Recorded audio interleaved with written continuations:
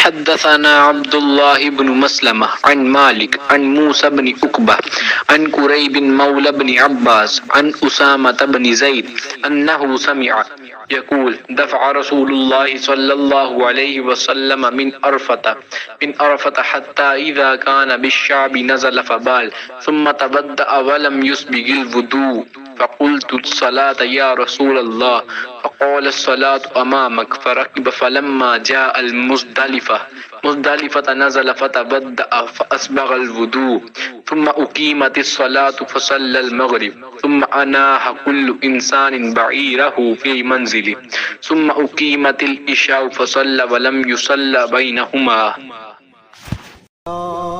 رحمت للعالمین تیری خاموشی بھی اذان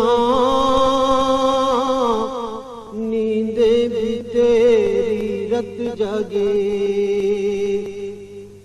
تیری خاموشی بھی اذان.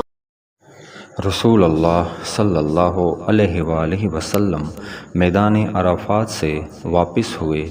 جب گھاٹی میں پہنچے تو آپ صلی اللہ علیہ وآلہ وسلم اتر گئے. آپ صلی اللہ علیہ وآلہ وسلم نے پہلے پیشاب کیا، پھر وضو کیا اور خوب اچھی طرح نہیں کیا. تب میں نے کہا یا رسول اللہ صلی اللہ علیہ وآلہ وسلم نماز کا وقت آ گیا. آپ صلی اللہ علیہ وآلہ وسلم نے فرمایا نماز تمہارے آگے ہے، یعنی مزدلفہ چل کر پڑھیں گے.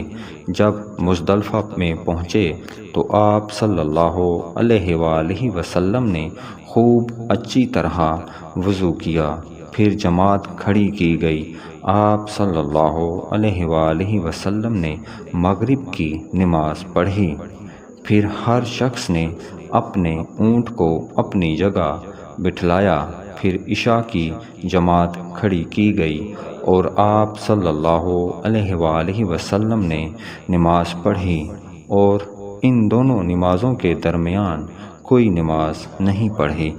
صحیح بخاری حدیث نمبر 139. تیری رت جگے